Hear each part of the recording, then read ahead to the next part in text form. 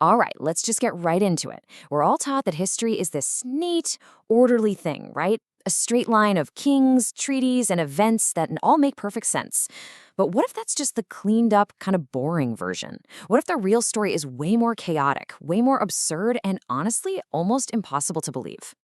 You know, a historian, this guy, Professor Alistair Sterling, absolutely hit the nail on the head with this. He said history eventually runs out of good ideas and just starts making things up. And that really sets the stage for what we're going to explore today, the truly bizarre side of our past. I know. A drunken novelist?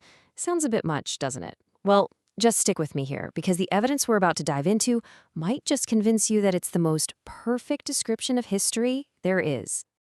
So, where do we begin? Let's start with those moments where the animal kingdom just decided, you know what? We're done taking orders. This led to some of the most embarrassing defeats for some of humanity's biggest names. Okay, so take Napoleon Bonaparte. We all know the legend, the military genius, the guy who conquered Europe. But the reality?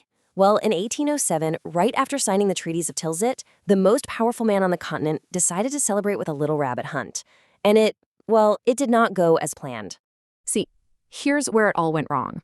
His chief of staff procured thousands of tame rabbits. So, to them, Napoleon wasn't a threat. He was the guy with the food. So they charged. They swarmed his legs, they climbed up his jacket, they even pulled off a pincer movement, forcing the emperor into a panicked retreat to his carriage, all while being chased by a fluffy horde. Napoleon's humiliation was personal for sure, but what happens when an entire nation, a modern military, declares war on an animal population and loses? For that, we're heading to Australia.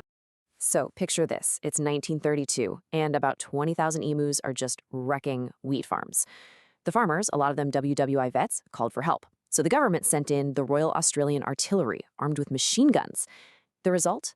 A complete and total failure. The emus, it turns out, were masters of guerrilla warfare. I mean, look at this. The military's tactics were useless. The emus would just scatter into small groups, and their thick feathers basically acted like armor.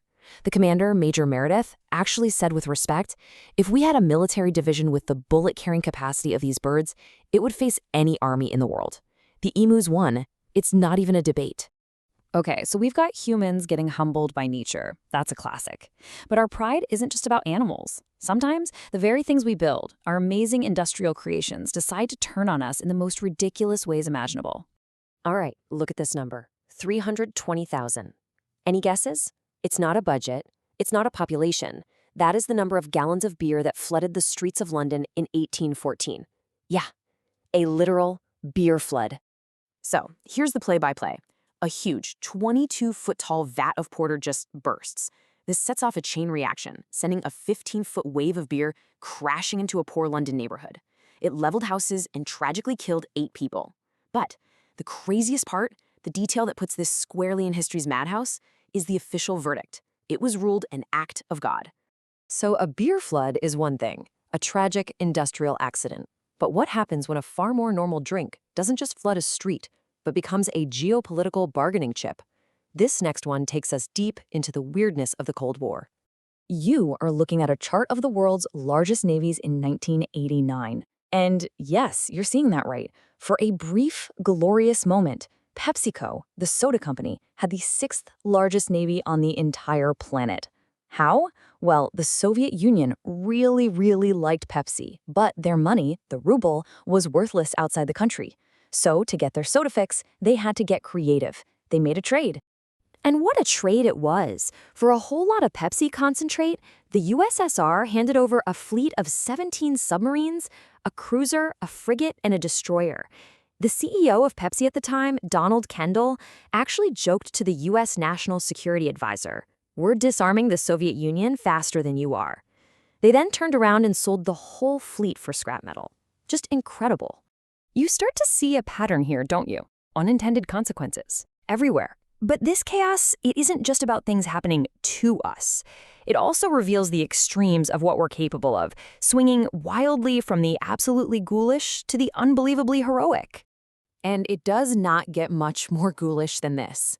In the year 897, Pope Stephen VI hated the pope who came before him, Pope Formosus, so much that he had his 9-month-old corpse dug up, dressed in full papal robes, and literally put on trial. A terrified young deacon had to answer for the corpse while Stephen screamed at it. And surprise, surprise, the corpse was found guilty, had its fingers cut off, and was chucked into a river. I mean, that is just one of the darkest, weirdest things I've ever heard. But here's the thing about this kind of chaos. The same unpredictable energy that creates something so grotesque can also, on the flip side, produce some of the most inspiring heroes you could ever imagine. So let me introduce you to Wojtek. In 1942, a group of Polish soldiers who had fled the Soviet Union found an orphaned Syrian brown bear cub in Iran. They adopted him. They named him Wojtek, which means happy warrior, and he grew up right alongside them. He became one of the guys. And when I say he was one of the guys, I am not kidding. He learned to drink beer, he would eat cigarettes, apparently he preferred them already lit, and he loved to wrestle with the men. He wasn't a pet, he was a comrade, a brother in arms. Now this is the best part. When the Polish forces were getting ready to ship out and join the British in Italy, there was a problem. Regulations said no pets on the transport ships. So what did the soldiers do? The only logical thing, of course. They officially enlisted Wojtek into the Polish army. He got the rank of private, a service number, even a paybook. And he absolutely earned his rank. During the Battle of Monte Cassino, one of the toughest fights of the entire war, Wojtek saw his friends struggling to carry these massive crates of ammunition, so he just started doing it himself, carrying 100-pound crates of artillery shells up to the guns, never dropping a single one. He was so legendary that his unit made an image of him carrying a shell their official emblem. So, what do we do with all this? With emperors being chased by bunnies, beard tsunamis, soda pop navies, and literal hero bears? What's the common thread here? It's the spectacular, beautiful failure of our best laid plans. It's the universe screaming unintended consequences right in our faces. Which brings us right back to the beginning. Professor Sterling's idea that history isn't some neat timeline. It's a madhouse. It's filled with the ridiculous, the unpredictable, the hilarious, and the profound. Napoleon's hunt, Australia's weird war, London's beer flood. They're all proof that our sense of control is an illusion. The clean version of history misses all the best parts. And that's the thought I really want to leave you with. These are just a few of the stories that actually managed to survive, that made it into the record books. So you have to wonder, if this is the kind of beautiful, terrifying madness we know about, what other stories are out there, just waiting, forgotten in the pages of the past? Please like and subscribe.